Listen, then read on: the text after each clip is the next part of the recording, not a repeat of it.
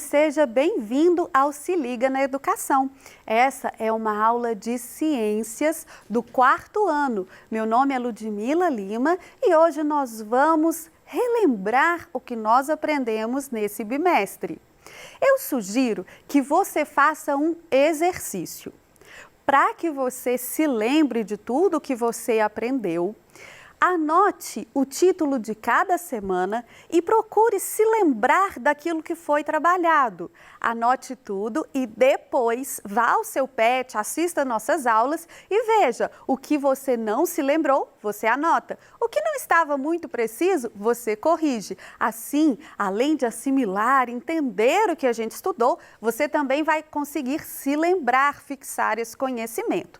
Vamos ver quais habilidades foram trabalhadas nas aulas?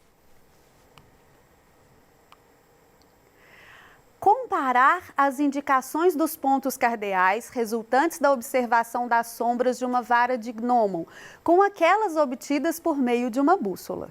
Identificar os pontos cardeais com base no registro de diferentes posições relativas do Sol e da sombra de uma vara de gnomon, utilizando o próprio corpo para demonstrar a posição da sombra em horários variados.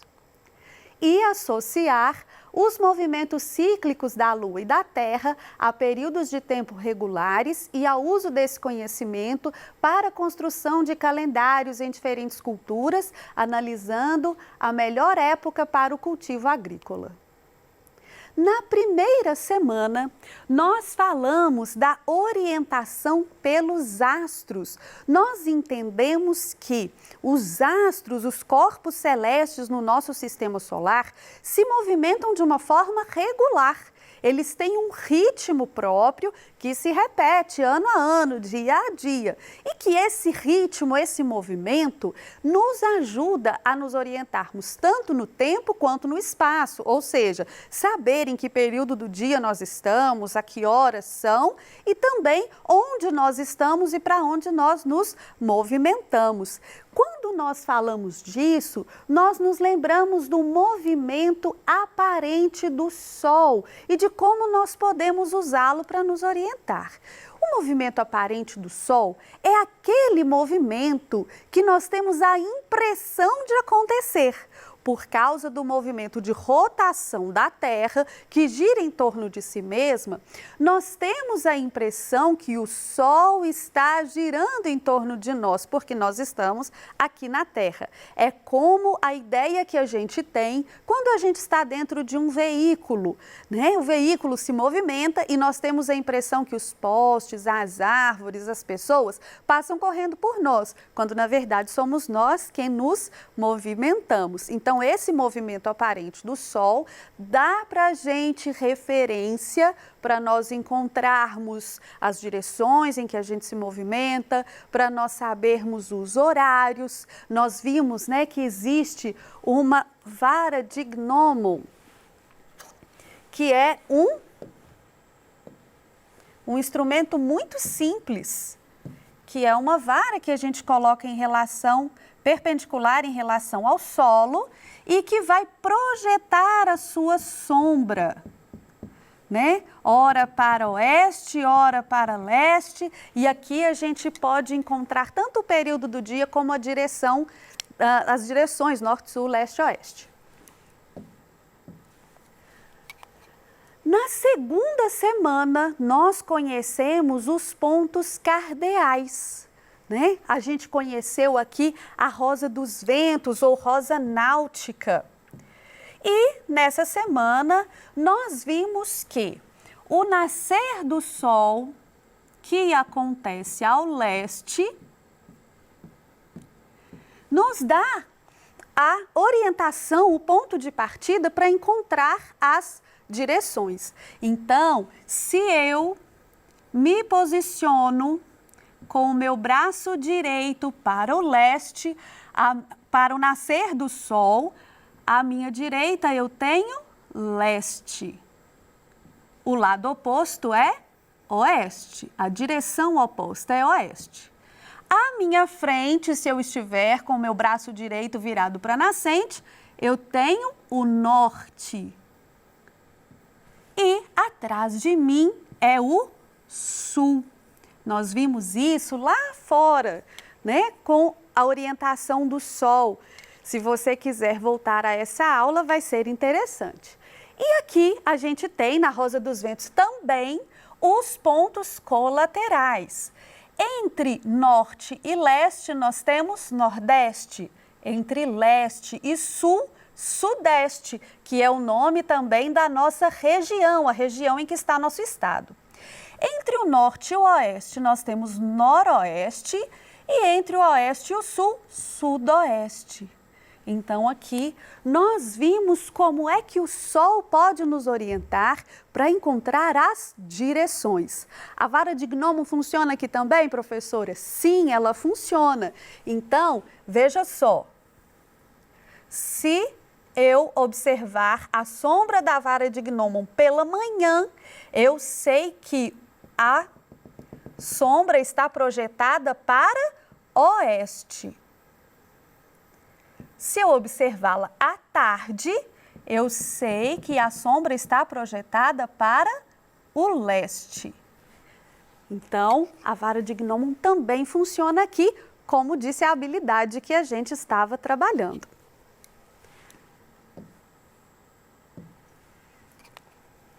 Na terceira semana, nós conhecemos o relógio de sol. Nós fomos até a Savassi para conhecer um relógio de sol, que funciona com o mesmo princípio da vara de gnomo. Ele funciona pela projeção da sombra. Então, nós vimos que ele tem assim a forma de um semicírculo. Ele marca os números assim, do 6 até o 12. E depois do 1 até o 6 novamente. E ele tem um ponteiro fixo, passou em cima do número, desculpa. Ele tem um ponteiro fixo que tem a sua sombra projetada. Então, se o sol nasceu aqui, então aqui agora é o leste, tá bom? Então, se o sol nasceu aqui, ele vai projetar a sombra do ponteiro aqui para o número 6, né? Porque o sol vai aparecer, vai nascer aproximadamente às 6 horas. Ao meio-dia, quando o sol estiver bem no alto, ele vai projetar a sombra exatamente embaixo do ponteiro e vai marcar o meio-dia. À medida que o sol declina, à tardinha, ele vai para o oeste e a sombra se projeta para o outro lado, até chegar aqui às 6 da tarde, às 18 horas, que é aproximadamente o horário do sol se pôr. Então, o relógio de sol funciona de acordo com a projeção da sombra daquele ponteiro que é fixo, assim como a gente observa com a vara de gnomon também. Veja só, a vara de gnomon também dá para a gente observar o horário. Então, agora o leste vai ser do lado de cá. Então, o sol nasce ao leste e aí a gente vê se ela está projetada para o oeste, a sombra é manhã. Se a sombra está pequenininha aqui embaixo da vara, é meio-dia. E se o sol já declina para o oeste, então a sombra se projeta para leste e nós sabemos que é tarde. À noite a gente não tem sombra do sol, então a gente não pode saber as horas assim. Na quarta semana, nós vimos que o calendário nem sempre foi como a gente conhece hoje.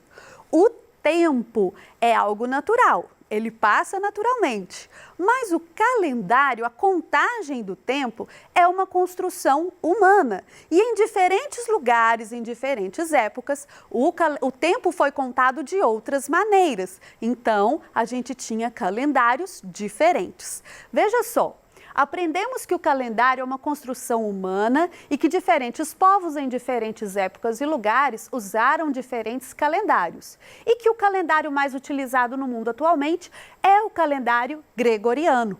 Como o mundo todo se comunica, como o mundo todo faz comércio, né, entre os países, o calendário gregoriano acabou sendo o calendário mais comum usado pela maioria das pessoas. Mas muitas festas, muitas datas comemorativas, datas religiosas, ainda seguem calendários que são mais específicos de cada povo. Na quinta semana, nós vimos os movimentos da Terra e da Lua. Entendemos que a Terra e a Lua são astros que não emitem luz e conhecemos as fases da Lua. Então, lá na quinta semana, nós entendemos, né, que a Lua e a Terra são corpos celestes que não emitem luz. A Terra é um planeta e a Lua é um satélite natural da Terra.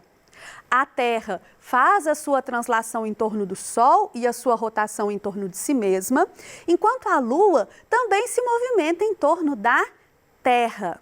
Nós entendemos as fases da Lua, que nós temos a Lua nova, a Lua minguante, a Lua crescente e a Lua cheia, e que a Lua interfere na Terra por causa da sua gravidade. Veja bem, a Terra exerce gravidade sobre a Lua e a Lua sobre a Terra, né? Tem uma ação e reação. Acontece que como a Terra tem muito mais massa, a Lua fica orbitando a Terra e a gente nem percebe assim que a Lua também exerce gravidade sobre a Terra. Como é que a gente pode perceber isso? Em relação à água, à maré. Como a água é fluida, né, é líquida, a gravidade da Lua consegue interferir nas marés por causa da sua gravidade. As fases da Lua também são usadas para os calendários agrícolas, né? Isso também tem um uso agrícola. Na sexta semana, nós entendemos o dia, o mês e o ano. O que nós chamamos de dia? O que nós demos o nome de dia, esse período de 24 horas, o que ele é? Ele é, na verdade, o tempo que a Terra gasta para dar uma volta em torno de si mesma. Então, o dia é o período da rotação da Terra.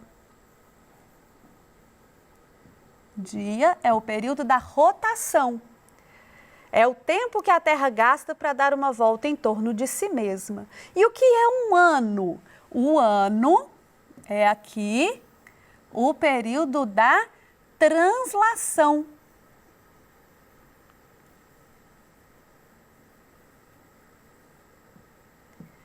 Então, a translação é o ano. Aproximadamente 365 dias, aproximadamente, o tempo que a Terra gasta para dar uma volta na sua órbita em torno do Sol, que a gente determinou como um ano.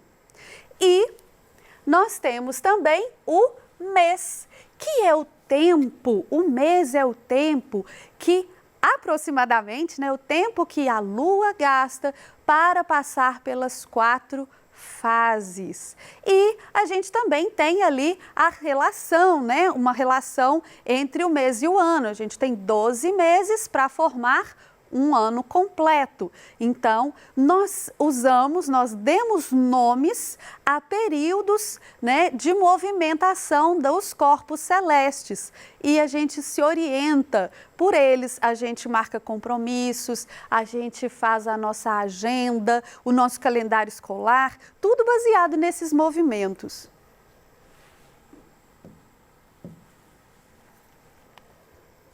Na 7ª semana, nós falamos de datas comemorativas, mas não foi só disso, não.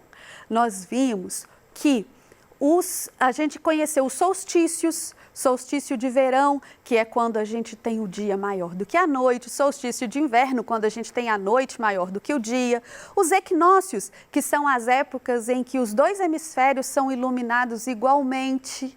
Nós vimos a importância que tem as estações do ano, né, para as pessoas, principalmente nos hemisférios, no hemisfério norte, onde não se tem assim um clima como o nosso, um clima tropical, se tem um inverno mais rigoroso. Então, como essas estações são importantes para essas pessoas, para o cultivo, né, para a vida, para a reprodução dos animais, e como é que as datas comemorativas coincidem com datas de solstício, de equinócio, de início de estação, e também como é que a gente comemora muito em várias partes do mundo a época da colheita. Então, a fartura da colheita é sempre muito comemorada, existem muitas datas comemorativas tradicionais que vão coincidir com essa data.